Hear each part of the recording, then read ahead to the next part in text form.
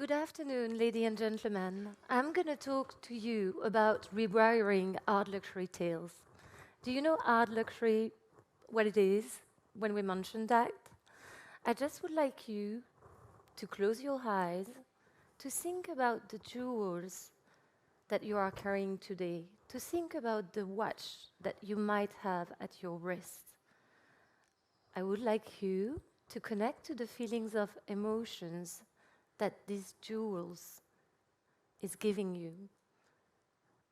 I would like you to think about the fact of whether or not you know if the materials that have been used, you've got a guarantee that it's been respectful of the planet, respectful of the mankind. Think about how you've been purchasing those luxury goods and open your eyes. When we talk about jewelry and watch, when we talk about jewelry and watches, what we have to acknowledge is that they are part of our history, and not one single history, two history. History, in the sense of history, jewels have been existing for almost the same time as mankind has been existing. Back in the ancient time, we were having jewels that were made of woods, shells, and as the time evolved, as new technique emerged, we continue to develop jewels. And most of the time, they've been associated with the power, with the religions. They are statements of what our history are about when we look at them. At the same time, when you close your eyes and you thought about the jewels that you may be wearing, those jewels as well, or watches, at our own level, are as well history about ourselves.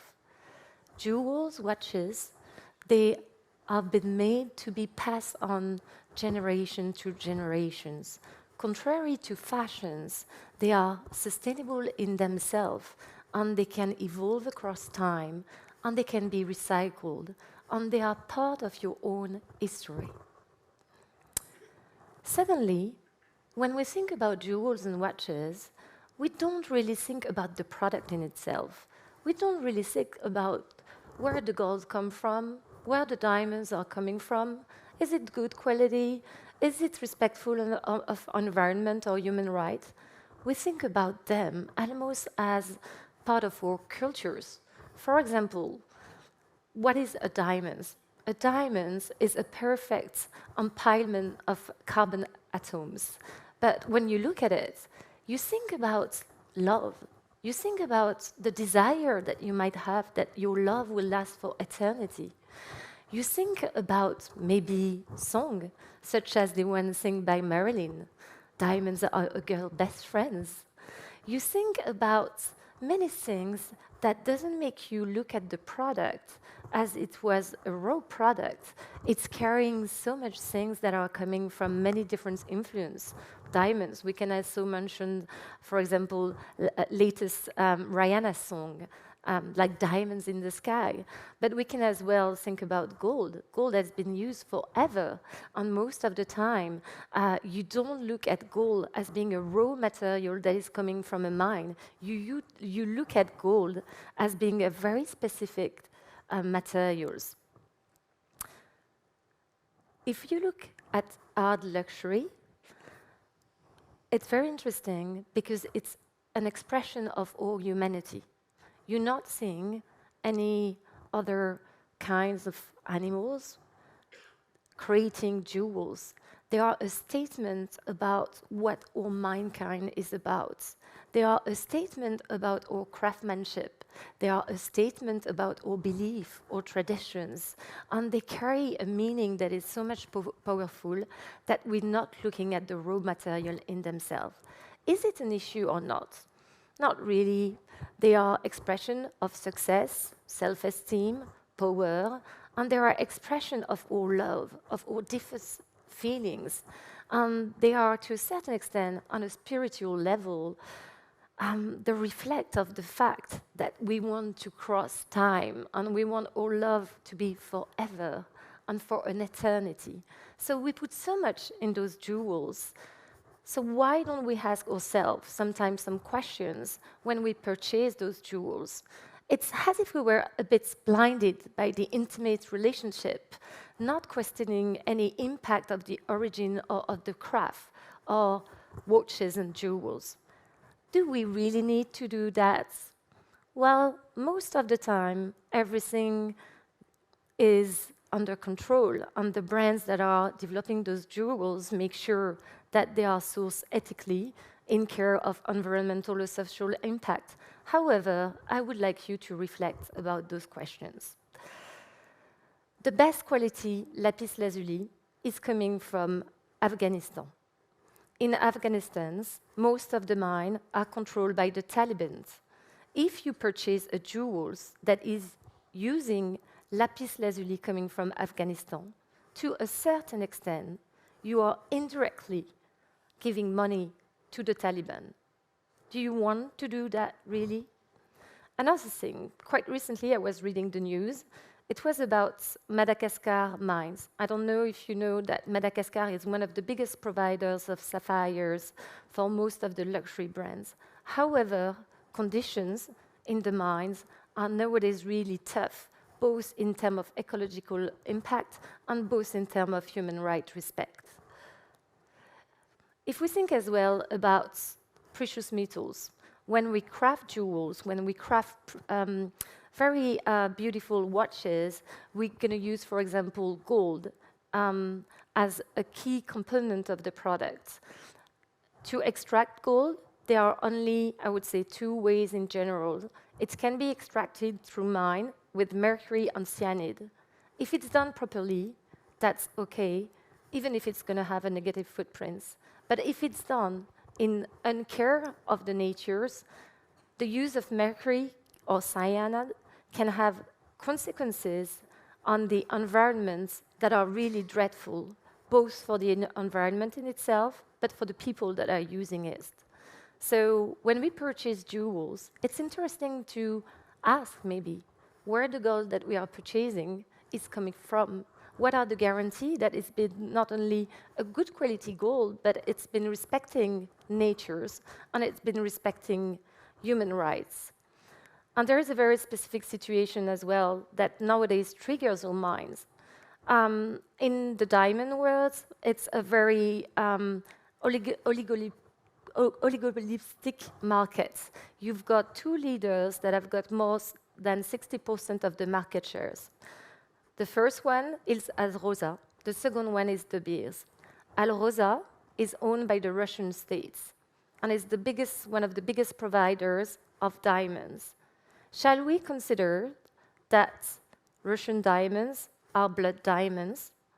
It's a question that we should all ask ourselves, because to a certain extent, if the company is owned by the Russian states, we might be indirectly and not directly helping the Russian effort for the Ukraine wars.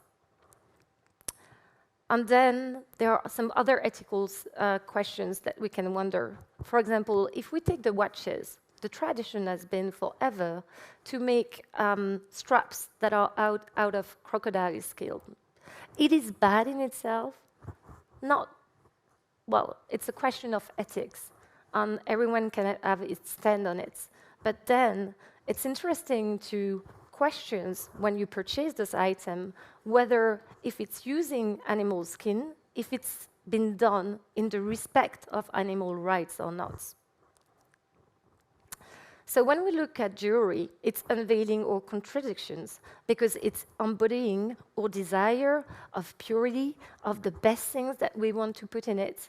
But however, we are not questioning the origin of the materials that have been used to craft the jewels.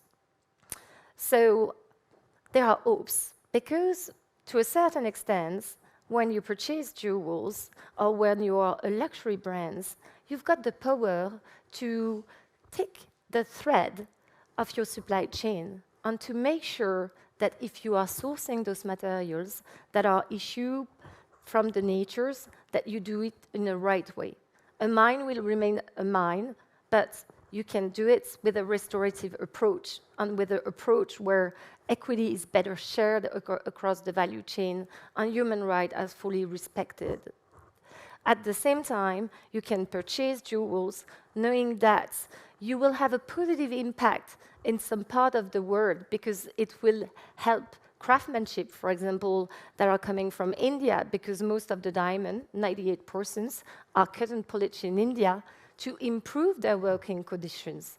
So you can create positive impact. And as well, in a very traditional industry, you can as well embrace new technology that have got better footprints on Earth and for humanity. For example, lab-grown is not good in itself to develop diamonds, but it's an interesting solution if you look at the environmental footprints and you don't want anymore to extract diamond from the ground. So currently, we are at a time where the luxury sectors has new tale to tell. At a time of sobriety and inclusions, the question that I'm asking to myself is how products that stand for ostentations or exclusivity can maybe contribute to drive the best systematic change for better social footprints and better environmental footprints. And my convictions is that we can do that. Why we can do that? Because the industry has got the margin and has got the connections to induce better footprints all over the world, both at the environmental levels and both at the social level. My journey that I'm telling to yourself today has been composed of different steps. Those different steps lead me to work as CSR director of one of the most prestigious luxury brands in jewelry. Then I embraced a journey where I thought that it was so interesting to notice that this sector can do so much that I wanted to say stories, documentary about positive solutions. And I got really disappointed across my journey because most of the time people are interested by the scandals, but they're not interested by the many solutions that we can implement to use the luxury sector and the art sectors to change many things. And I'm going to show you how we can change those many things. When you embrace this journey, it's not easy, because when you work in the art luxury sectors, there are many traditions, there are many culture of secrets, and it's really difficult to work on the supply chain, because you need to implement traceability and transparency, and it is not easy. But it's a wonderful journey to embrace, and there's just so many solutions. Second things, on this journey, nothing is black or white. It's all a question of point of view. Lab-grown is not better than mined diamonds. It depends what you talked about. It depends where you source your mined diamond from and which impact it generates with the local community and how the value is distributed. You can have lab-grown diamonds that are crafted in China with heavily carbonated energy and with working conditions where human rights are not respected. So the questions is really understanding what, when you purchase, you want to have as a footprint, and there is no one single solution. You might be vegans and you don't want crocodile straps, but at the same time, it's not because you're going to embrace something that is branded as vegan that it's going to be environmental friendly. And what is very interesting is that you can, through your purchase, when you buy jewels or a watch, have a story about the legacy that you want to give, whether it's more social-driven, whether it's more environmental-driven. At the same time, there's something wrong nowadays. Everyone is interested by the scandals, but most of the time, no one is interested by the solutions. There's just so many people in the world that are working on positive solutions, and I think we should together take a stand so that we don't talk about scandals, but we talk about the positive solutions that can help us to drive systematic change. luxury sector will remain exclusive, but it can really drive systematic change. And not only for the rich one, for the one that purchase it, they can work on some of the biggest challenges that we've got currently: climate warming, water pollutions. Their power is that they can influence the way we mine, the way we extract, and they can really change things in a very significant way, as well in regard of human rights conditions. So to conclude, what I will say, it's when we're working on our luxury, such as jewels and watches, we can shape as well new desire.